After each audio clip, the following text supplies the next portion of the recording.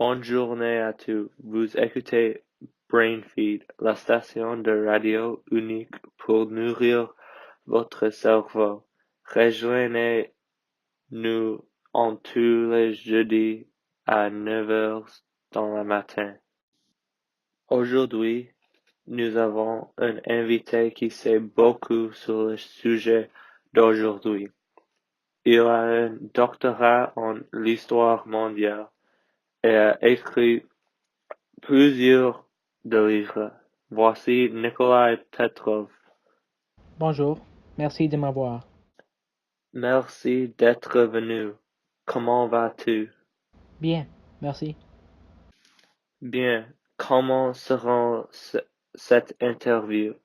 Donc, aujourd'hui, je vais te demander quelques questions sur un sujet que je pense que tu sais beaucoup sur l'histoire.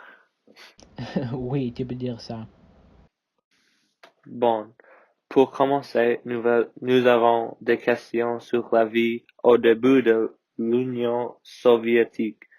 Mais en avant, pour nos spectateurs qui ne connaissent peut-être pas beaucoup de l'histoire, pouvez-vous parler un peu de l'Union soviétique en général?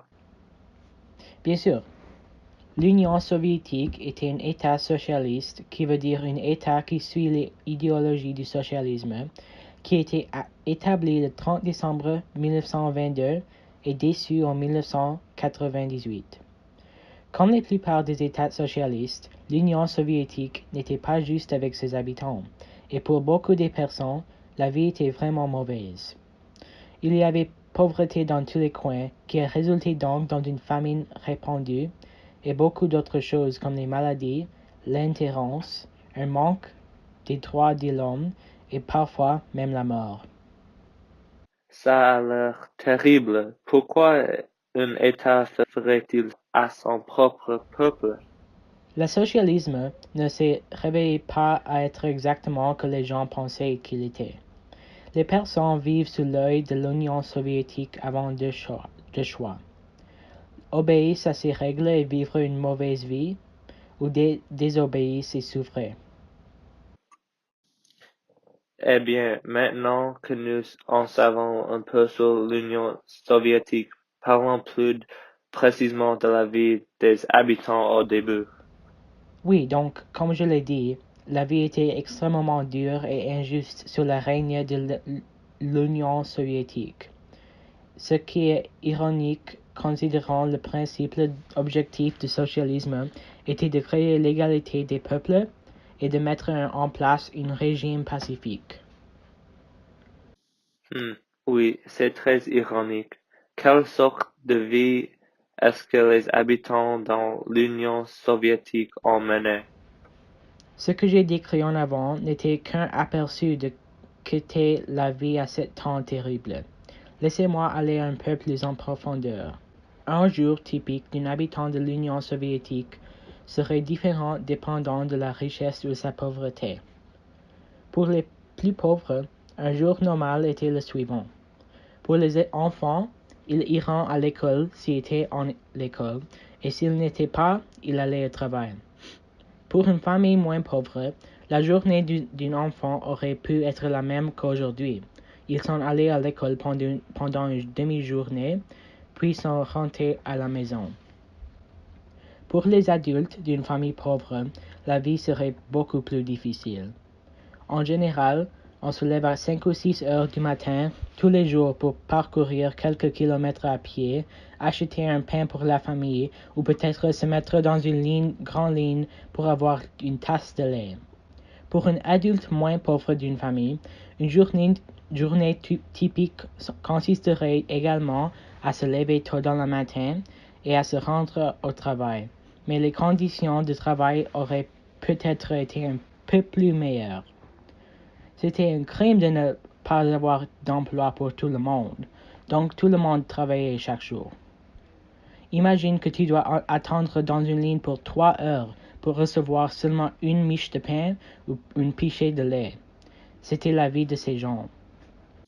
Wow, cela ressemble à une vie rugueuse et ennuyeuse. et je n'ai même pas commencé avec les mauvaises choses. Chaque jour est venu avec ses propres risques. Vous pourriez attraper une maladie et ne pas avoir assez d'argent pour un traitement approprié, ou vous pourrez peut-être se faire voler et perdre votre argent, ce qui résulte dans votre fin. Après tout ça, est-ce que les gens étaient déprimés et tristes? Mais bien sûr, le taux de suicide était très haut pendant les premières années de vie de l'Union soviétique.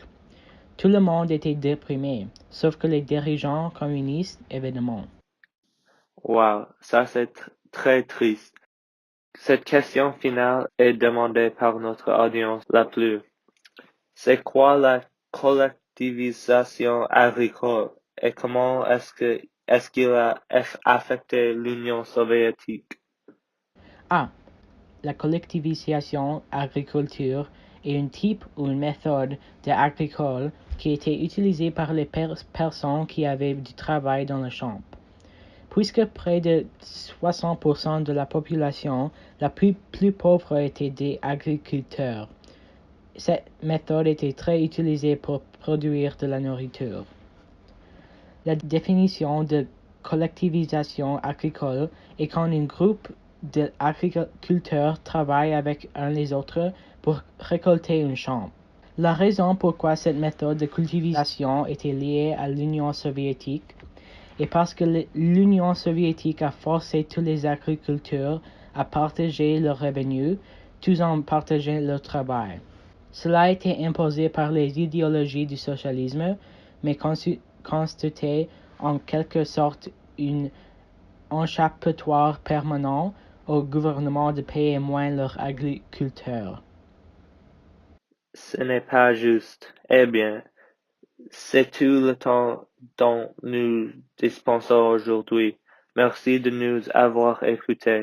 Nous espérons que vous avez appris quelque chose sur BrainFeed aujourd'hui. Et merci également à notre invité, Nikolai Petrov. Nous nous reverrons tout jeudi prochain. Au revoir tout le monde.